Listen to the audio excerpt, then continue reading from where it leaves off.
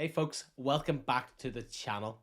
In today's video, we're going to take a look at Amazon Bedrock, which is the offering from AWS as a managed service for generative AI. Don't worry if you're brand new to generative AI or AWS. I'm going to take you through all the steps required to get you up and running on the AWS console. But first, what is generative AI? Generative AI, or GenAI for short, is a subset of artificial intelligence. Artificial intelligence and machine learning have been around for decades, but Gen AI differs that we can ask it human-like questions and get human-like responses. Don't worry, there's still a long way to go. The field is relatively new and artificial intelligence won't be taking over the world anytime soon yet, but it is the perfect time to get on board and learn all about this new technology. So how does generative AI work? In traditional AI and ML models, we would train our model on maybe thousands, millions of data points known as parameters. These models would do very bespoke tasks, such as calculate the likelihood that users will click on this YouTube video based on the thumbnail and the title. Generative AI models are different. They're trained on billions of parameters, and they can carry out very generic tasks, not just bespoke ones, because the data sets that they're trained on are vast and cover a lot of different topics. We call these generative AI models foundation models. Foundation models, or FMs for short, understand the context between the words that we enter based on a white paper called Attention is All You Need. I've left a link in the description below. It is quite detailed, but you just need to understand that a foundational model understands context. Although a foundational model can understand context, some foundational models, or FMs for short, are better at carrying out certain tasks for generative AI. This is all based on the dataset on which they're trained, and each model comes with a model card that tells you what that model is good at. And in order to get a response from a generative AI model, the foundational model, we use prompts.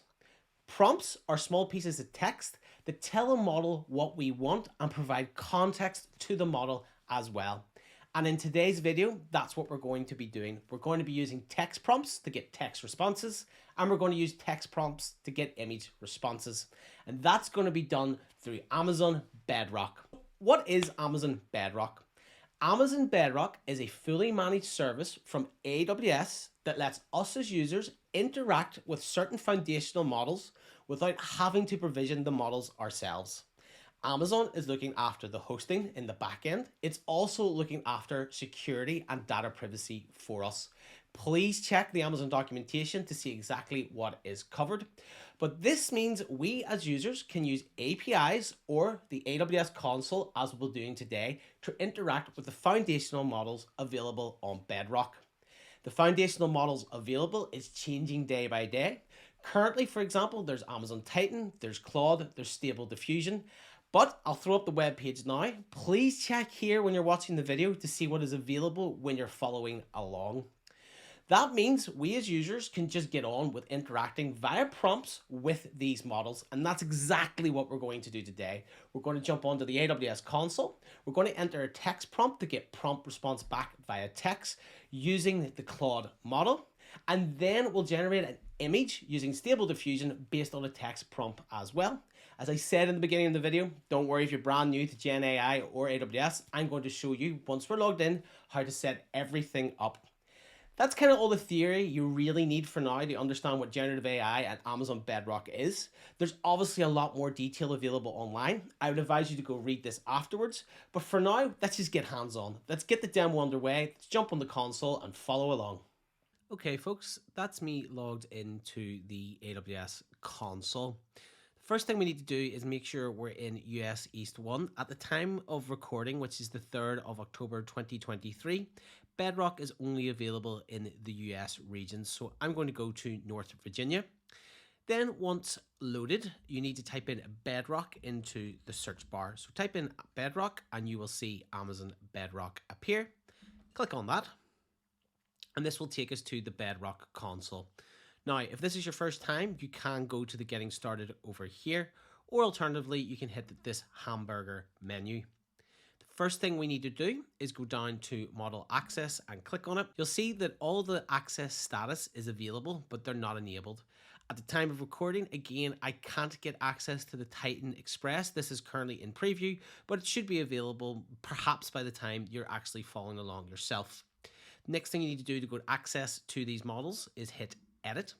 Then I'm just going to select them all because that's the easiest thing to do and save changes. This will grant access to the models themselves. It'll take a few seconds. By accepting these changes, I'm agreeing to the model access.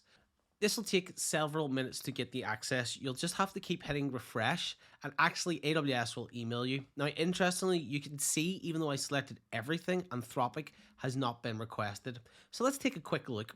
Hit edit and you can see that I have to do a separate request for Anthropic. So it asks me what I'm doing, what my company website is, what industry do I operate in, and a few questions around why I want access to the model. This can take over a day to come back, so I won't use this for the actual demo. That may take a few days to bounce back. It could do it automatically. But what we will now do is do some usage of these GenAI models. So on the left-hand side, we can do chat, text, or image. Let's go to text. The first thing we need to do is select a model. So the ones that are currently available, if I select Amazon, I don't have Titan, but I can use Cohere. So let's use Cohere and let's use command. So let's type in something that we want to do here. So I'm just going to say, when was AWS created? And then we hit run. This will send off and you can see then that it is generating the text response. So that's just underway. It may give us back more information than we intend, but that's because this is generative AI. You'll see on the right hand side that we have different things that we can do.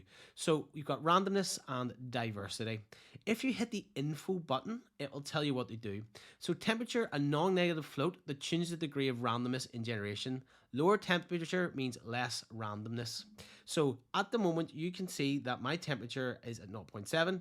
If I put it high, I have more randomness. And if I put it low, I have less randomness. So let's just set it to 0.13, for example, and run again.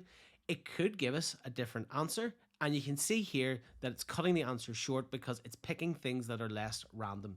I'm just going to use these as defaults right now for this example, and I am done with the text. You can do the same thing for image. So if we go to image, and I'm just going to delete the changes because I don't want them. Right now, I've only got one image generator or one image FM that I can use. So let's type in something. I want a picture of a beach in the sunshine in the style of a Disney Pixar cartoon. I'd see what it bounces back. Again, just hit run, leave them as default. This will take a few seconds because it's actually taking this text prompt image, running out, getting us and generating us an image in the background, and you can see that's what we got back. You can do something else if you're interested as well. Generate a Johnny Chivers YouTube image for a thumbnail based on a demo for GenAI. And I spelled my name wrong, so I'll just put in that H and I can run. This again will take a few seconds and you can see that it has created a thumbnail. There are obviously some issues with generative AI. As you can see right now, that's not me, for example, and it is a very plain background. We could do more stuff through prompt engineering if we wished for this demo. However, I hope this gives you insight to some of the problems around hallucinations and prompting, for example. That's all the information you really need to get started with Bedrock. You can go over here on the right hand side and play around with the text and the chat functionalities. You can select different models depending on what you're trying to do and see what you come up with. Let me know in the comments below. Okay, folks, thanks for watching. I've been Johnny Chivers. I make all this content for free on YouTube, so I'd really appreciate a like and subscribe. Please check out my website below as well, where I put a lot more information around AWS. And until next time, folks, thanks for watching.